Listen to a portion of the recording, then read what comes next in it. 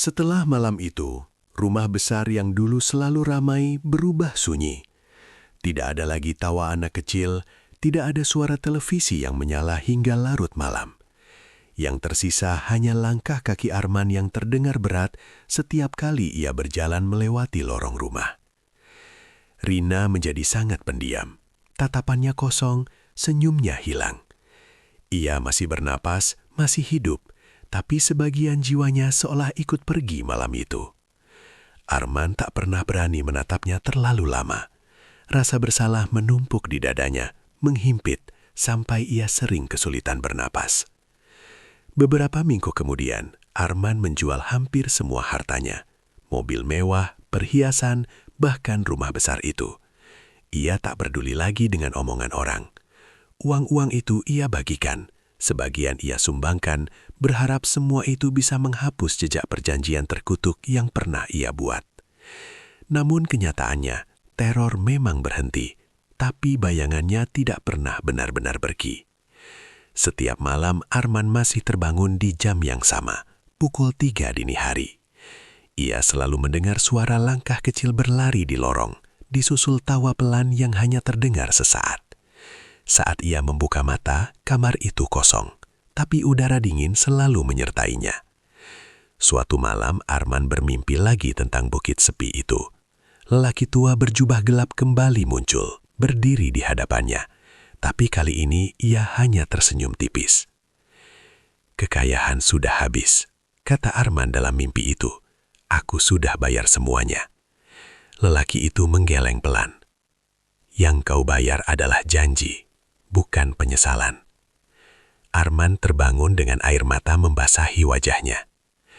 Tak lama setelah itu, Rina meninggalkan rumah.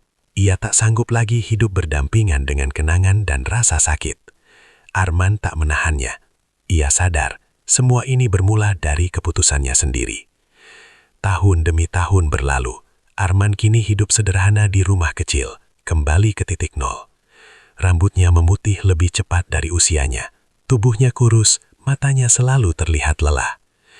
Warga sekitar sering melihatnya duduk sendirian di teras saat malam tiba, menatap jalan kosong sambil berbisik pelan, seolah berbicara dengan seseorang yang tak terlihat. Konon sebelum Arman meninggal, ia sempat berkata pada orang yang merawatnya, "Jangan pernah tergoda jalan cepat untuk kaya. Kalau bukan nyawa kita yang diminta, pasti nyawa orang yang paling kita cintai." Setelah kepergiannya, rumah kecil itu dibiarkan kosong. Namun beberapa orang mengaku saat malam tertentu terdengar suara tangisan pelan dari dalamnya. Bukan tangisan ketakutan, melainkan tangisan penuh penyesalan. Karena ada kesalahan yang tak bisa ditebus dengan apapun. Pernahkah kamu membayangkan bagaimana rasanya hidup tanpa uang, sampai akhirnya rela menukar apapun demi kekayaan? Di luar sana, ada orang-orang yang percaya bahwa kerja keras saja tidak cukup. Bahwa ketika hidup terlalu kejam, selalu ada jalan lain. Jalan yang tidak terlihat, tapi katanya bisa mengubah nasib dalam semalam. Cerita ini bukan tentang dongeng, bukan pula tentang mitos yang dibuat-buat. Ini adalah kisah nyata tentang seseorang yang memilih pesugihan sebagai jalan keluar dari kemiskinan. Ia mendapatkan semua yang diimpikan banyak orang, uang, kemewahan, dan kekuasaan. Namun ia lupa satu hal, tidak ada kekayaan yang datang tanpa harga. Dan ketika harga itu ditagih, tidak semua orang sanggup membayarnya. Matikan lampu, gunakan headset, dan dengarkan baik-baik. Hujan turun sejak sore itu, membasahi atap rumah kecil di pinggir desa. Di dalam rumah, Arman duduk termenung di kursi kayu yang sudah reyot. Tatapannya kosong, menatap lantai yang retak di sana-sini. Sudah bertahun-tahun hidupnya seperti ini. Utang menumpuk, usaha selalu gagal, dan setiap hari hanya diisi rasa putus asa. Istrinya, Rina, sibuk menidurkan anak mereka yang masih kecil. Wajahnya terlihat lelah, bukan hanya karena kurang tidur, tapi juga karena hidup yang terasa semakin berat. Sudah terlalu sering mereka bertengkar soal uang, bukan karena tidak saling sayang, tapi karena keadaan yang terus menekan. Malam itu, Arman merasa pikirannya semakin gelap. ia teringat ucapan seseorang di warung kopi beberapa hari lalu.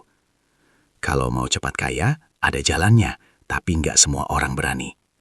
Awalnya Arman menganggap itu hanya omongan kosong.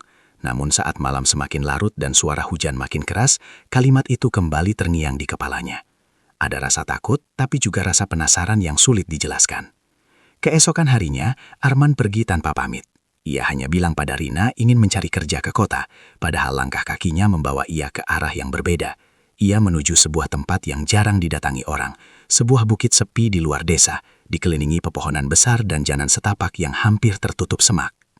Di sanalah ia bertemu dengan seorang lelaki tua berjubah gelap. Wajahnya keriput, matanya tajam, seolah bisa menembus pikiran Arman. Lelaki itu tidak banyak bicara, hanya bertanya satu hal. Kamu siap membayar apapun untuk hidup yang lebih baik? Arman terdiam. Di benaknya terbayang wajah istrinya, anaknya, dan rumah kecil yang hampir roboh. Dengan suara bergetar, ia mengangguk. Sejak hari itu, hidup Arman berubah drastis. Usahanya yang dulu selalu gagal, tiba-tiba lancar. Uang datang tanpa diduga. Dalam hitungan bulan, ia pindah ke rumah besar, membeli mobil, dan dikenal sebagai orang kaya baru di desa.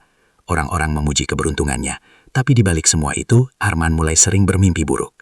Setiap malam ia mendengar suara langkah kaki di rumah barunya. Kadang terdengar bisikan lirih, memanggil namanya. Rina pun mulai merasa ada yang aneh. Anak mereka sering menangis tengah malam, menatap sudut ruangan seolah melihat sesuatu yang tidak kasat mata. Arman tahu, semua ini bukan kebetulan. Apa yang ia dapatkan malam itu di Bukit Sepi ternyata bukan sekadar jalan pintas menuju kekayaan. Ada harga yang harus dibayar, dan perlahan, waktu penagihan itu mulai mendekat. Bab 1 berakhir di sini, tapi ini baru permulaan dari kegelapan yang sesungguhnya. Sejak kekayaan itu datang, Arman tak pernah benar-benar tidur nyenyak. Matanya memang terpejam, tapi pikirannya terus terjaga. Setiap malam selalu ada saja gangguan. Suara pintu terbuka sendiri, langkah kaki di lorong, atau bisikan pelan yang terdengar sangat dekat dengan telinganya. Awalnya Arman mencoba menenangkan diri. Ia berpikir semua itu hanya perasaannya saja. Mungkin karena stres, mungkin karena belum terbiasa hidup di rumah besar yang terlalu sepi. Namun semua alasan itu runtuh saat Rina mulai mengalami hal yang sama. Suatu malam, Rina terbangun dengan wajah pucat. Nafasnya tersengal, keringat dingin membasahi lehernya.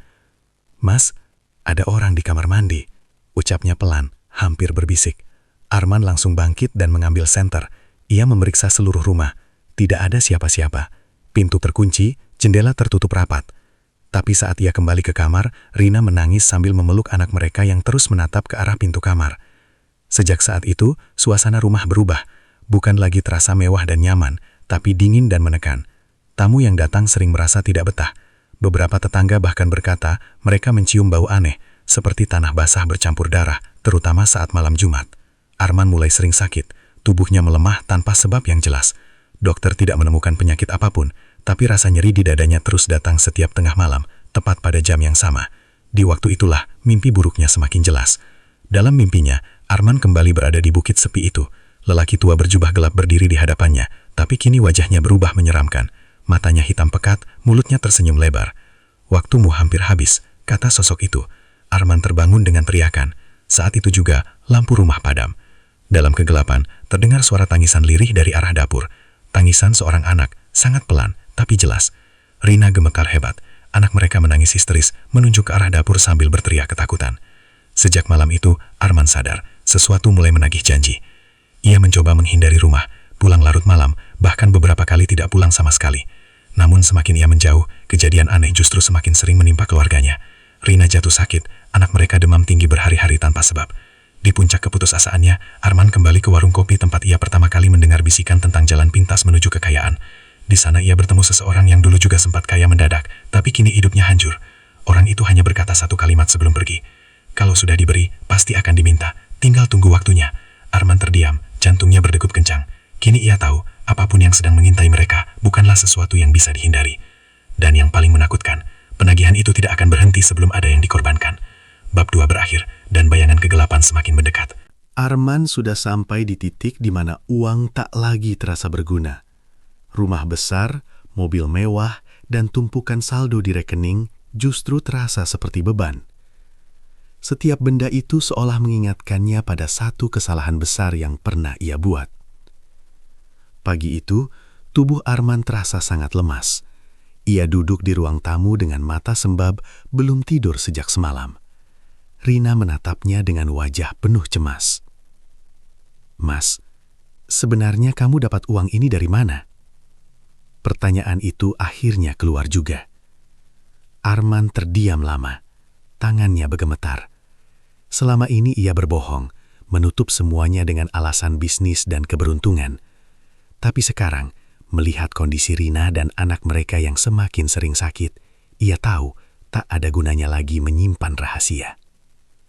Dengan suara pelan dan terputus-putus, Arman menceritakan semuanya. Tentang bukit sepi, tentang lelaki tua berjubah gelap, tentang janji kaya yang ia terima tanpa benar-benar memahami akibatnya. Rina menangis, bukan marah, tapi takut.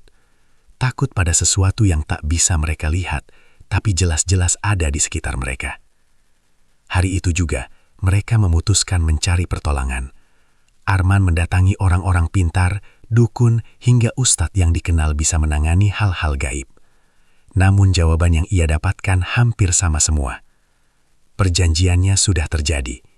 Yang diambil bukan benda. Kalau sudah mulai menagih, sulit dihentikan. Salah satu orang tua yang mereka temui bahkan berkata dengan nada serius, "Biasanya, yang paling dekat akan jadi sasaran pertama." Kalimat itu menghantam Arman seperti petir. Ia langsung teringat anaknya. Malam berikutnya, hujan kembali turun deras.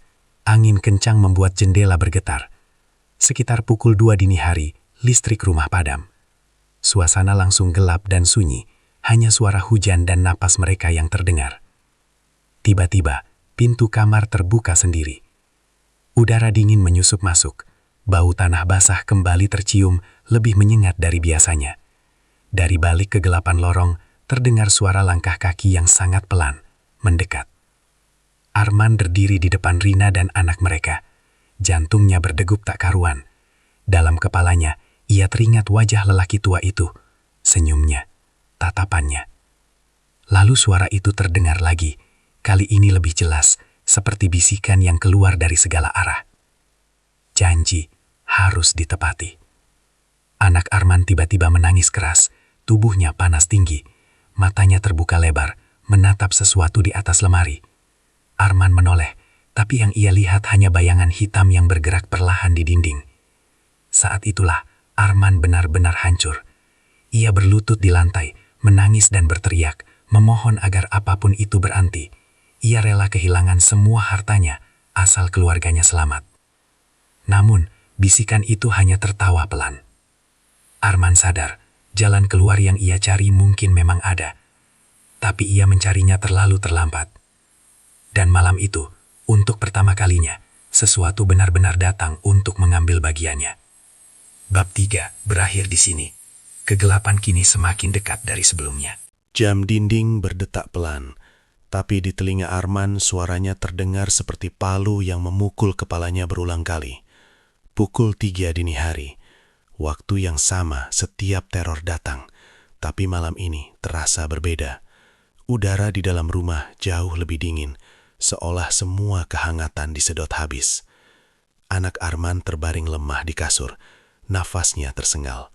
Rina duduk di sampingnya sambil terus menangis, menggenggam tangan kecil itu erat-erat, seakan takut jika dilepas sedikit saja, sesuatu akan langsung merenggutnya. Arman berdiri di tengah kamar, kakinya gemetar, tapi pikirannya justru terasa sangat jernih. Untuk pertama kalinya sejak semua ini dimulai, ia tahu malam ini bukan sekedar teror, ini adalah penentuan. Lampu yang sempat mati tiba-tiba menyala redup. Cahaya kuning pucat memantul di dinding, dan di sanalah Arman melihatnya. Bayangan hitam berdiri tegak di sudut kamar. Bentuknya menyerupai manusia, tapi terlalu tinggi, terlalu kurus, dan kepalanya menunduk dengan sudut yang tak wajar. Rina menjerit tertahan. "Mas, itu apa?" Bayangan itu bergerak, perlahan tapi pasti. Setiap langkahnya membuat lantai berderit, padahal kakinya tak benar-benar menyentuh tanah. Bau tanah basah bercampur amis kembali memenuhi ruangan, membuat Arman mual. Lalu suara itu terdengar, bukan lagi bisikan, tapi jelas dan berat. Waktunya tiba, Arman maju selangkah. Dadanya terasa sesak, tapi ia memaksa diri berbicara. "Ambil aku," katanya dengan suara gemetar. "Jangan mereka." Bayangan itu berhenti bergerak, kepalanya terangkat perlahan. Meski tak memiliki wajah yang jelas, Arman bisa merasakan tatapannya menembus hingga ke tulang. "Kau sudah memberi persetujuan," jawab suara itu dingin. "Dan yang paling berharga, bukan dirimu." Arman terhuyung. Kata-kata itu seperti pisau yang menusuk jantungnya. Ia menoleh ke Rina dan anaknya. Air matanya jatuh tanpa bisa ditahan. Tiba-tiba, anaknya menjerit keras. Tubuh kecil itu kejang, lalu mendadak terdiam. Rina panik, memanggil-manggil namanya sambil mengguncang tubuh anak itu. "Jangan!" teriak Arman sambil berlari mendekat. Saat ia memeluk anaknya, suhu tubuh itu terasa sangat dingin. Terlalu dingin untuk seorang anak yang tadi demam tinggi. Tangisan Rina pecah, memenuhi ruangan. Di saat bersamaan, bayangan hitam itu perlahan menghilang, menyatu dengan kegelapan. Namun sebelum lenyap sempurnanya, suara itu kembali terdengar, kali ini lebih pelan dan puas. Janji telah ditepati. Malam itu berlalu dengan sunyi yang menyiksa. Tak ada lagi suara langkah kaki, tak ada bisikan, tak ada bayangan. Tapi yang tersisa jauh lebih mengerikan, kehilangan yang tak bisa ditebus dengan apapun. Keesokan paginya, rumah itu dipenuhi orang. Tangisan, doa, dan bisik-bisik tetangga menyatu. Ada yang berkata itu takdir, ada yang curiga, tapi tak satu pun tahu kebenaran sebenarnya. Arman duduk sendiri di sudut rumah, menatap kosong. Semua harta yang dulu ia banggakan, kini terasa seperti kutukan. Ia kaya, tapi telah kehilangan segalanya. Dan di dalam hatinya, Arman tahu satu hal yang paling menakutkan. Menagihan itu mungkin sudah selesai, tapi bekas perjanjiannya akan menghantui hidupnya sampai nafas terakhir.